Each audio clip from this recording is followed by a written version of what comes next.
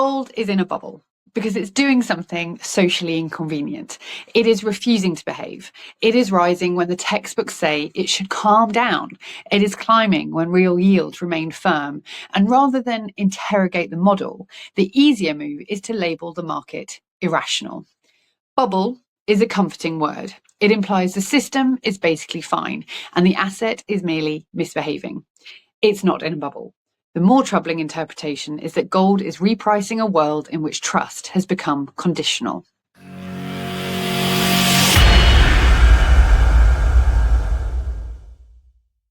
The Bank for International Settlements has used a blunt term. In its latest assessment, it suggested that gold is drifting into bubble territory. And that is a loaded claim because it implies more than speed. It implies a market pathology in which price becomes sort of self-reinforcing. Risk management has become performative and the exit narrows faster than most participants realise.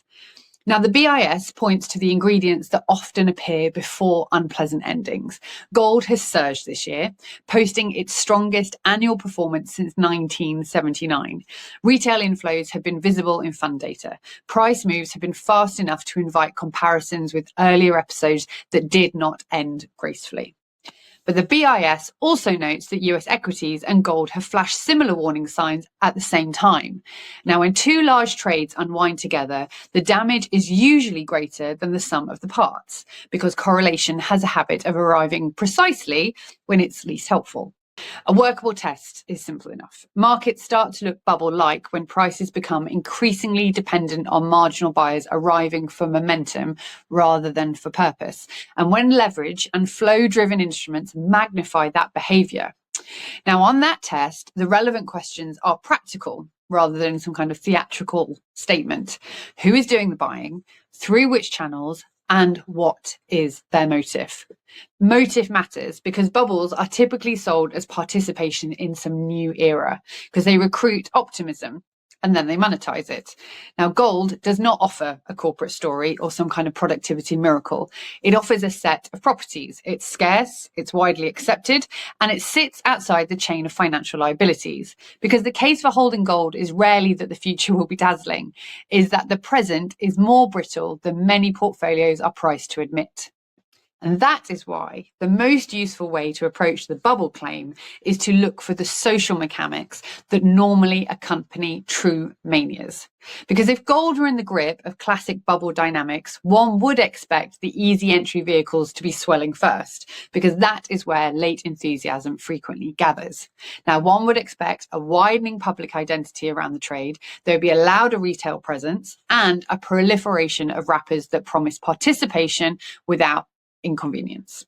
Now, one would also expect the higher beta proxies to behave like accelerants because mania rarely settles for the underlying when it can borrow extra volatility.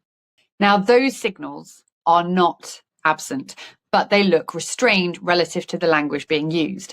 ETF flows have been visible, but holdings have not vaulted to new highs in the way they did during earlier peak episodes. The equity proxies that often serve as speculative amplifiers, particularly gold miners, have not behaved like the center of a public stampede.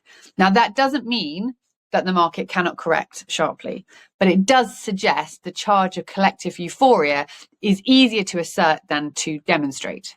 Now, a more consequential question is what has changed underneath the price behavior.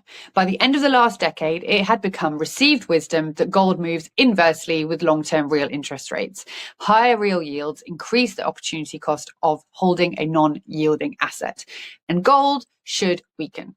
Now, that framework appeared to hold for a few years until 2022, when tightening monetary policy and rising real yields coincided with gold weakness. And then the relationship loosened. Gold rose even as inflation eased and inflation-adjusted yields stayed firm. Now, if you insist that gold is only an inflation hedge, this looks like irrationality. But if you allow that gold can also be a hedge against political conditionality and that counterparty risk, the puzzle becomes smaller. In that broader framing, gold does not need falling yields to perform. It needs a shift in what investors mean when they use the word safe. The post-2022 environment sharpened that shift. A world in which access to reserves can be constrained by geopolitics and which financial infrastructure can be used as an explicit policy tool changes the meaning of risk-free. Now, liquidity and depth still matter, but they no longer exhaust the definition of safety. Neutrality becomes part of the calculation, and neutrality is not something a sovereign liability can offer equally to every holder at every moment. So that helps explain why official sector buying has remained elevated. Central banks do not behave like meme traders. They move slowly with committees and mandates and an allergy to fashionable narratives. Because when they buy gold in size, the motive is usually dull in tone and serious in its intent. Reserve diversification, sanction risk, balance sheet resilience, and a preference for assets that cannot be cancelled. These are not the motives of a bubble. They are the motives of a system that is adjusting to a change in what it considers politically dependable. And it also explains why gold can rise alongside firm real yields, because opportunity cost becomes one variable among several rather than the whole story. Now, the BIS's pairing of gold with US equity, as we referred to earlier on, is still worth taking seriously, but not because it proves a classic bubble in gold, because it signals a macro environment in which investors are paying up for hedges while also paying up for growth narratives. And that combination fits a world that feels simultaneously uncertain and speculative, in which the impulse to insure and the impulse to chase returns coexist rather than alternate. And it also makes a comparison with AI-heavy equities unavoidable. The AI trade is promise-heavy by design. Gold's case is structurally different because it doesn't ask you to believe that future cash flows will arrive. It just asks you to consider whether the plumbing of the financial system right now and the credibility of fiscal policy deserve the confidence they currently receive. The historical comparison that most often fuels bubble talk is 1979. Gold peaked then and fell dramatically, so the temptation is to treat any similar shape as a replay. Now, the problem is that the starting conditions, they're not similar. At the end of the 1970s, the United States was a significant international creditor and debt burdens were far lighter. Today, the country is the world's largest debtor, with structural deficits that are not temporary distortion, but a defining feature. Monetary conditions also differ. In 1979, policy rates were driven sharply higher under Volcker, and credibility was restored through sustained pain. Today, policy rates are lower, the system is more leveraged, and the tolerance for extended monetary pain is narrower. The political appetite for it is harder to locate. And this is why a simple 1979, therefore bubble argument does not travel well. Gold is being priced against a background of debt arithmetic, geopolitical fracture, and a more overt use of financial infrastructure as policy. One does not have to claim that the system is collapsing to recognize that the definition of prudence has changed. A more useful way to think about risk is to separate cyclical drivers from structural ones. Cyclical forces include growth scares or shifts in risk appetite, changes in the dollar, and of course the momentum that pulls in late buyers.